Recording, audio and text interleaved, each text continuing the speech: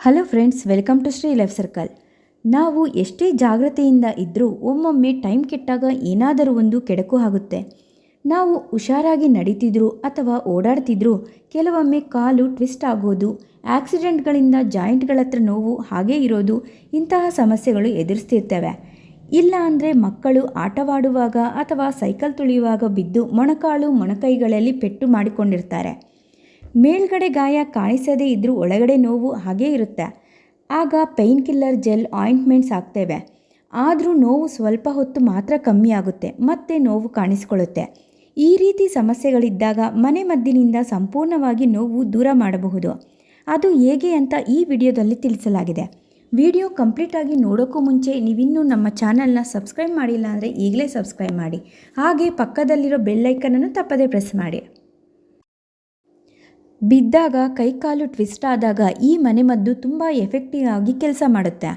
ಬಿಳಿ ಎಕ್ಕದ ಗಿಡ ಹಾಗೂ ಸಾಸಿವೆ ಎಣ್ಣೆ ಎರಡು ಬಳಸೋದ್ರಿಂದ ನಾವು ಕೆಲವೇ ನಿಮಿಷದಲ್ಲಿ ನೋವನ್ನು ಶಮನ ಮಾಡ್ಬೋದು.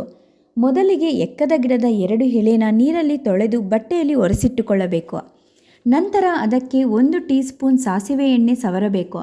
ಈ ರೀತಿ ಸವರಿಕೊಂಡು ಸ್ಟವ್ ಮೇಲೆ ಒಂದು ತವಾ ಇಟ್ಟು ಬಿಸಿ ಮಾಡಿ ಇದರ ಮೇಲೆ ಎಕ್ಕದ ಗಿಡದ ಎಲೆ ಇಟ್ಟು ಬಿಸಿ ಮಾಡಬೇಕು.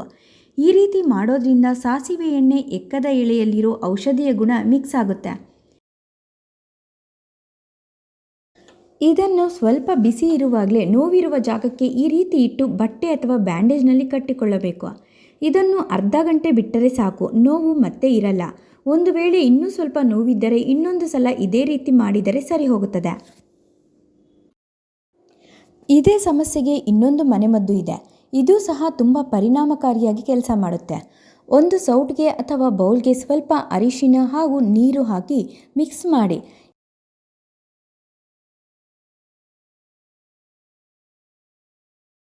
ಇದನ್ನು ಸ್ಟವ್ ಮೇಲೆ ಇಟ್ಟು ಪೇಸ್ಟ್ ಆಗೋ ರೀತಿ ಮಾಡಿಕೊಳ್ಬೇಕು.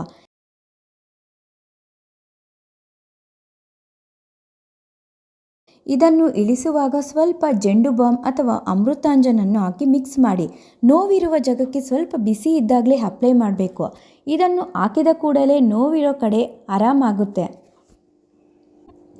ಯಾರಾದರೂ ನೋವಿನಿಂದ ಬಾಧೆ ಬೀಳ್ತಿದ್ರೆ ಈ ಮನೆಮದ್ದನ್ನು ನೀವು ಟ್ರೈ ಮಾಡಿ ನೋಡಿ. ಬೇರೆಯವರಿಗೂ ಈ ವಿಡಿಯೋವನ್ನು ಶೇರ್ ಮಾಡಿ.